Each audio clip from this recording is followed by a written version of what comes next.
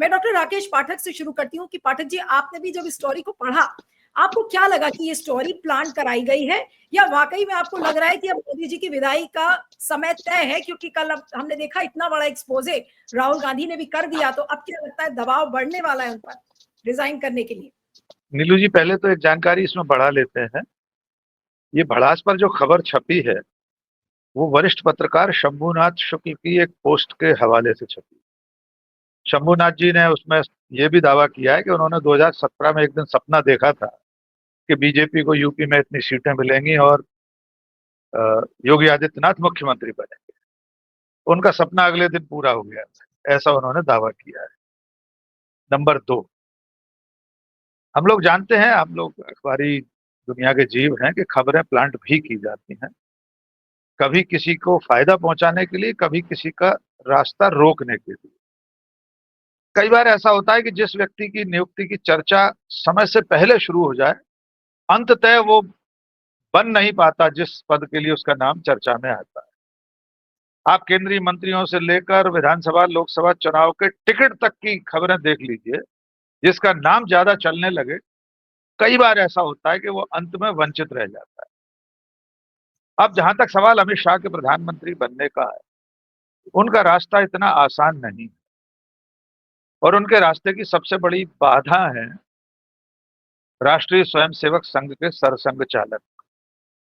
पिछले 10 साल से नरेंद्र मोदी की सरकार में मोदी और मोहन भागवत के रिश्ते, संघ और भारतीय जनता पार्टी के रिश्ते कैसे रहे, अब ये किसी से छुपा नहीं।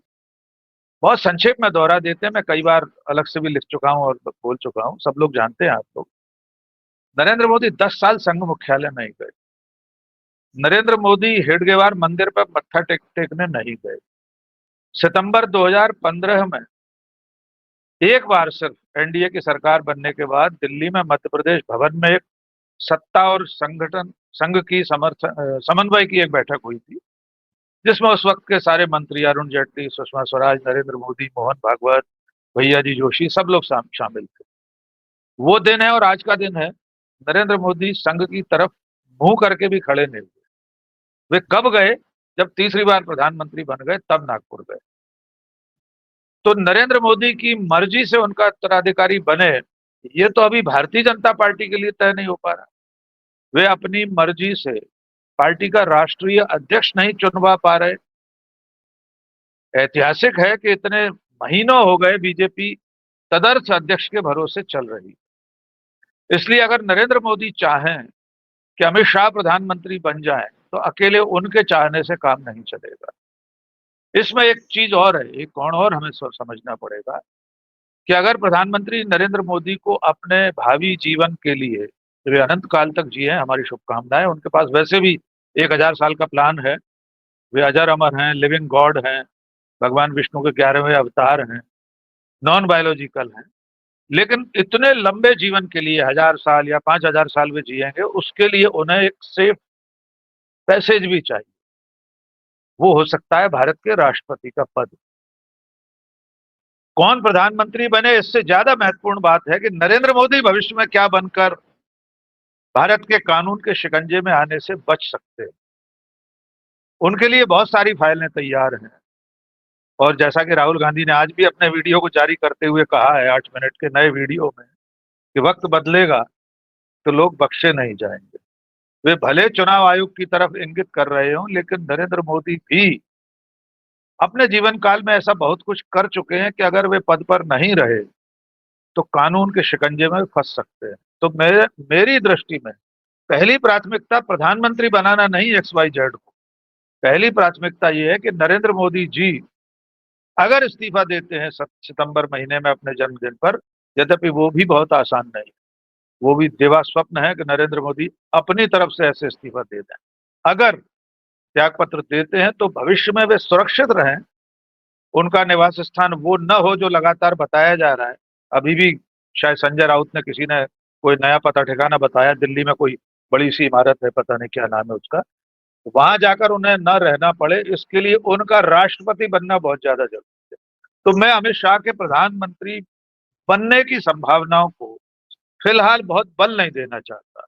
ये बहुत शुरुआती अटकलें हैं। और मैं फिर दोहराता हूं, उनका प्रधानमंत्री बनना बहुत आसान नहीं, न केवल पार्टी के भीतर, बल्कि उनका जो गठबंधन है एनडीए, उसमें भी बहुत सारे लोग शायद उनके नाम पर बिल्कुल। राय न दें अपनी। और अंतिम बात, ये भी इस देश के इतिहास में पहली बार हुआ है कि जो व्यक्ति प्रधानमंत्री है वो आज तक अपनी पार्टी के संसदीय दल का नेता नहीं चुना गया है। बीजेपी संसदीय दल की बैठक में आज तक नरेंद्र मोदी को अपना नेता नहीं चुना गया। वे उस दिन भी चुनाव परिणाम निकलने के बाद एनडीए के गठबंधन के सांसदों की बैठक में नेता चुने गए और प्रधानमंत्री बन गए। इससे पहले आज तक कभी ऐसा नहीं हुआ। जी दीदी। मैं राकेश जी आपके पास आती हूँ कि अब जो लार्जर इंडिकेशन है स्टोरी का वो यही है, अभी तो कोई श्योरिटी नहीं है कि अगला प्रधानमंत्री अमित शाह ही बनेंगे, लेकिन जो बीजेपी के अंदर के हालात हैं वो क्या बहुत डरावनी स्थिति में है, क्योंकि जब वोल्केनो होता है, वोल्केनो उबलता रहता है और बिल्कुल जब एक स्थिति आती है जब वो फटकर उसका पूरा मैग्मा बाहर आ जाता है, क्या वो एक ऐसी वोल्केनो वाली स्थिति में बीजेपी अंदर से आपको लगती है? देखिए, अभी तो नहीं है, लेकिन धीरे धीरे वैसी स्थितियां बन रही हैं। ज्वालामुखी की तरह भारतीय जनता पार्टी के भीतर भी लावा खदबदा रहा है, क्योंकि नरेंद्र मोदी की व्यक्तिगत विफलताओं का खामियाजा पार्टी और सरकार दोनों को भुगतना पड़ रहा है। ऐसा बिल्कुल नहीं है कि बीजेपी के सारे नेता, सारे सांसद, मंत्री, विधायक ये बिल्कुल ही जड़ बुद्धि हो। थोड़े बहुत तो लोग ऐसे होंगे जिनके पास जमीर होगा, अपना स्वाभिमान होगा। नितिन गडकरी जैसे लोग हैं और बहुत सारे लोग इस वक्त वे खुलकर बोल नहीं पा रहे कि नरेंद्र मोदी की अब अति हो चुकी है। उनकी कथनी करनी से लगातार समाज में वे भी सवालों के घेरे में आते हैं। आखिर जब नरेंद्र मोदी या उनकी सरकार पर आरोप लगते हैं तो ऐसा तो नहीं है कि सिर्फ नरेंद्र मोदी को ही जवाबदेही का सामना करना पड़ता है। बीजेपी के सांसद और मंत्री सबको असुविधा होती होगी। तो मैं अभी ये मानता हूं कि शुरुआत है, थोड़ी थोड़ी चिंगारी अंदर कहीं ना कहीं भड़क रही होगी। समय लगेगा, किसी एक और बड़े कमजोर मौके की तलाश में पार्टी के भीतर ही बहुत सारे लोग बैठे हो। मैं अभी शशि सर ने भी जिक्र किया और अनिल जी ने भी जिक्र किया था सरदार पटेल का। देखिए कैसा दुर्भाग्य है कि सरदार पटेल साहब जिस पार्टी के नेता थे, उस पार्टी के सांसद, राष्ट्रीय सचिव रहे, कई राज्यों के प्रभारी, भूतपूर्व पत्रकार, एक चैनल के मालिक, राजीव शुक्ला नहीं जानते कि सरदार पटेल बैरिस्टर थे। मैंने इस पर पूरा वीडियो बनाया था।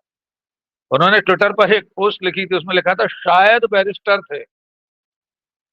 1913 में सरदार वल्लभ भाई पटेल कैम्ब्रिज गए थे और वहां से इनर टेम्पल से बैरिस्टरी पास करके आए। बाकायदा वकील थे, खेड़ा की अदालत में वे काम करते थे। उनकी तस्वीरें उस वक्त की पब्लिक प्रोसिक्यूटर के रूप में उनकी फोटो के नीचे लिखा हुआ है। बड़े बड़े मुकदमे लड़ा करते थे।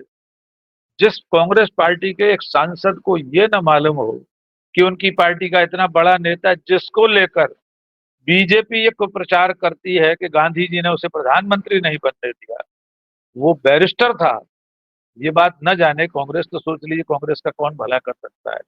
लेकिन फिलहाल विषय हमारा अमित शाह है।